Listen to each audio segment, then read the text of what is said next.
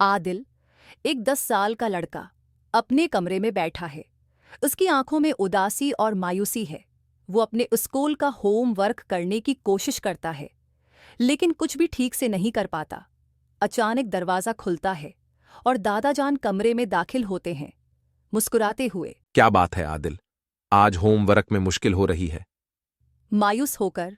हाँ दादा जान, कुछ समझ नहीं आ रहा। मैं हमेशा गलतियां करता हूँ।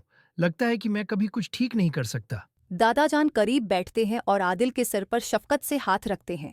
बेटा, तुम्हें मालूम है कि दुनिया में कोई भी शख्स कामिल नहीं होता। हर कोई गलतियां करता है, लेकिन वही लोग कामयाब होते हैं जो अपनी गलतियों से सीखते हैं। आदिल दादाजान की बात सुनकर सर झुका लेता है। दादाजान थोड़ा सोचते हैं और फिर एक कहानी सुनाना शुरू करते हैं। मैं तुम्हें एक कहानी सुनाता हूं, शायद इससे तुम्हें कुछ हौसला मिले। आदिल दिलचस्पी से दादाजान की तरफ देखता है। किसी जमाने की बात है, एक गांव में एक गरीब लड़का रहता था जिसका नाम सलीम था। सलीम बहुत मेहनती था, लेकिन उसे अपने काम में हमेशा नाकामी का सामना करना पड़ता था।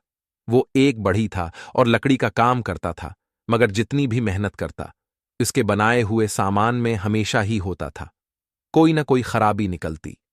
सलीम की मां हमेशा उसे तसल्ली देती थी, बेटा, अल्लाह पर भरोसा रखो और मेहनत करते रहो, एक दिन कामयाबी जरूर मिलेगी। लेकिन सलीम अपनी नाकामियों से मायूस हो चुका था।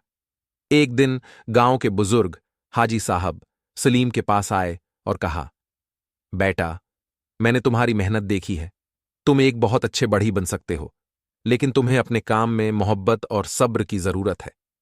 सलीम ने हाजी साहब की बात पर गौर किया और दिल में फैसला किया कि अब वो हर काम मोहब्बत से करेगा। सलीम ने अगले दिन से अपने काम में मोहब्बत और लगन शामिल कर ली। अब वो लकड़ी के हर टुकड़े को इस तरह काटता जैसे वो कोई नायाब खजाना हो।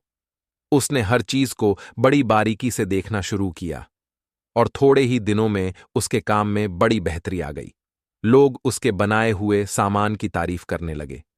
सलीम ने सीखा कि कामयाबी सिर्फ मेहनत से नहीं, बल्कि मोहब्बत, सब्र और यकीन से मिलती है। आदिल, तुम भी सलीम की तरह हो।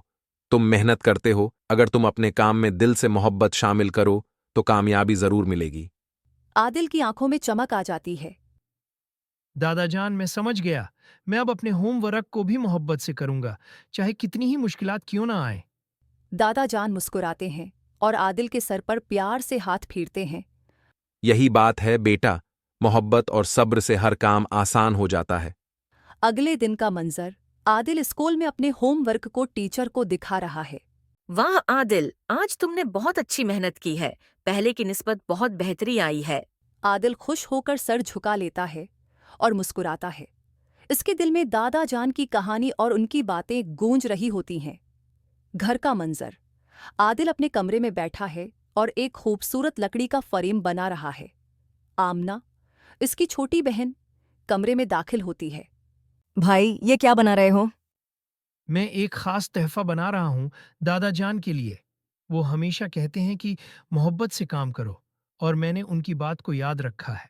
आदिल फ्रेम को मुकम्मल करता है और दादाजान को तोहफे में देता है। दादाजान खुशी से आंखों में आंसू लिए आदिल को गले लगा लेते हैं। बेटा, ये फरीम नहीं, बल्कि मोहब्बत का तहफा है। मैं बहुत खुश हूं कि तुमने मेरी बात समझी। आदिल की जिंदगी में मोहब्बत और मेहनत का सबक हमेशा के लिए यादगार बन जाता है। वो समझ जाता है कि हर काम, चाहे वो बड़ा हो या छोटा, मोहब्बत और लगन से किया जाए तो कामयाबी कदम चूमती है। ये कहानी हमें सिखाती है कि जिंदगी में हर काम मोहब्बत और लगन से किया जाए तो कामयाबी कदम चूमती है।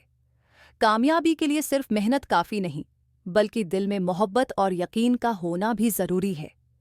जब हम अपने काम को मोहब्बत से करते हैं तो न सिर्फ हमें खुशी मिलती है, बल्कि हमारा हर कदम कामयाबी की तरफ बढ़ता है।